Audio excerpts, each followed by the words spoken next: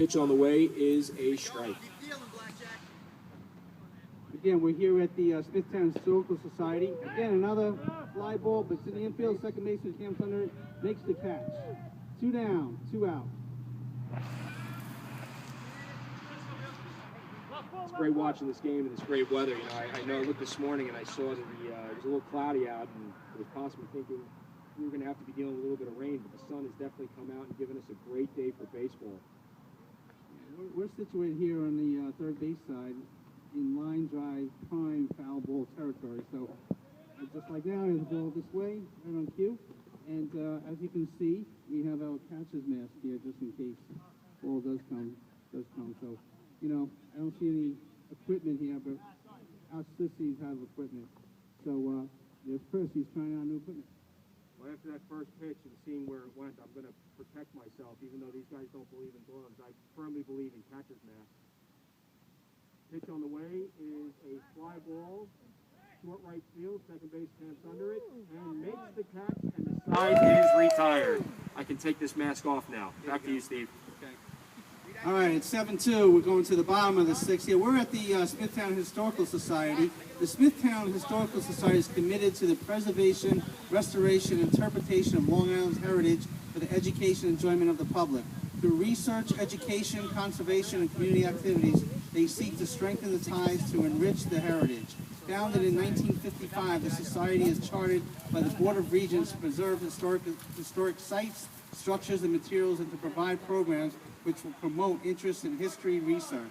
Merger with the Smithtown Branch Preservation Association in 1982 enlarged both scope and membership. They count on the support of all who share our concerns for the preservation of the past. Membership is open. It's a beautiful, beautiful site here. I welcome you to come visit. But we're back to the game there, Chris. Thanks, Steve. With me here is Frank Shakespeare Van Zandt, third baseman for the Atlantics. Frank, tell me a little bit about where the name Shakespeare comes from. Well, I'm an English teacher by trade. I'm a teacher in Rockville Center, but I'm also a poet. Now, the name Shakespeare is a blaspheme against the original because my writing just doesn't compare to Shakespeare's, but it's an honor to carry that moniker around. Well, we really appreciate you inviting us down. We're watching a great game here. Can you tell us a little bit about who's up at bat? Well, this is Dean Dream Bucket Emma. He's our shortstop, and he's quite a fine striker. He's liable to put one over that right fielder's head at any moment. Well, we're keeping our eyes open for that, certainly. So Frank, the terminology you're using is also vintage, I see, and also, so what's the, how are the nicknames for each player kind of created? Well, we naturally, one of the greatest nicknames in 19th century baseball was an outfielder, and his nickname was Death to Flying Things. It's a long nickname, but it's a great one, especially if you're an outfielder. It means you could track it down. My nickname came to me naturally as an English teacher, a poet. Dean's is a little more complicated, but we have a fellow named TC, and we called him TC for years and years, until a young lady from Indiana, we were playing the Indiana Blues, and one of their fans looked at him and said, "You look like a dirty pirate out there." Now, we just fell about the field in laughter, and that became his nickname.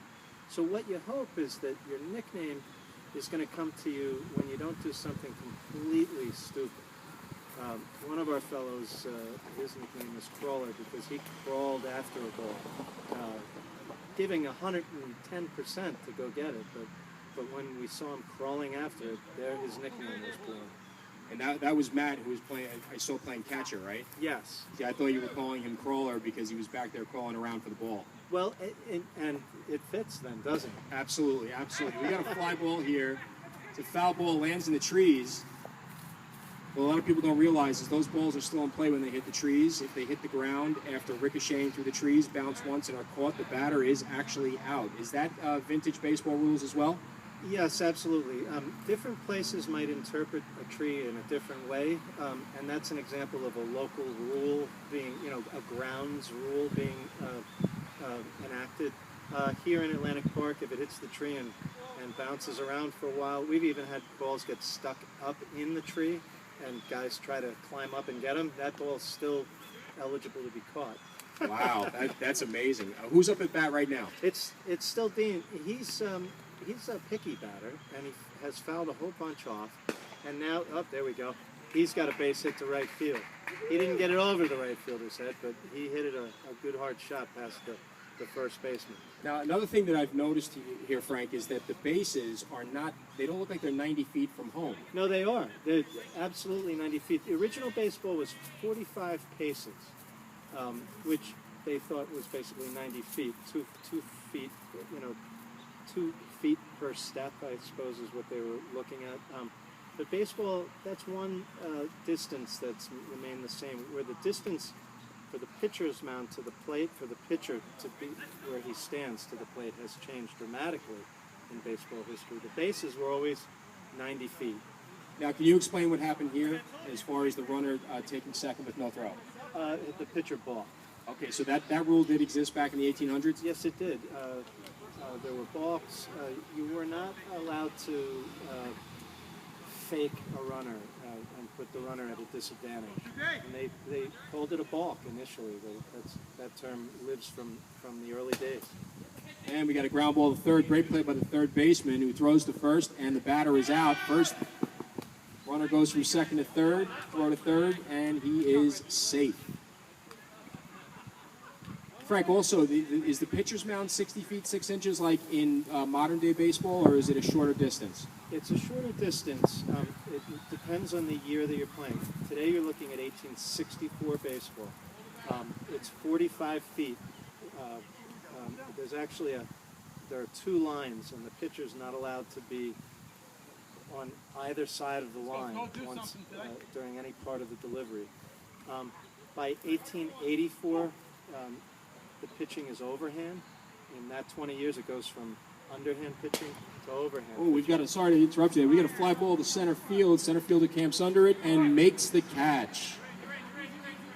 Runner tags at third and scores. Atlantic's lead 9-2.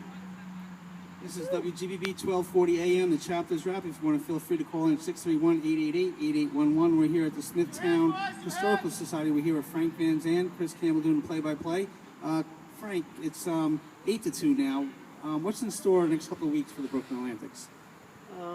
We will be playing the Gothams on Governor's Island in a couple of weeks. And we go down to Philadelphia the first weekend of September. There's a tournament down in Philadelphia at the Navy Yard. That's going to draw teams from all over the place. That's fun to see. There'll be teams from Maryland, Virginia. There'll be teams, probably, who knows, there may be a team from out in Ohio. So we had a fly ball to left field.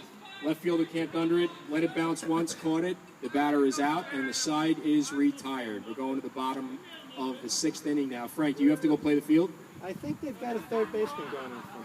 I'm not sure. No, it looks like he's going out to left field. I'm going to be at third base for the next 5 minutes. Excellent. Well, good luck. We'll catch up with you when you come back in. Thanks. Frank Shakespeare Van Zandt, everybody. Give him a hand.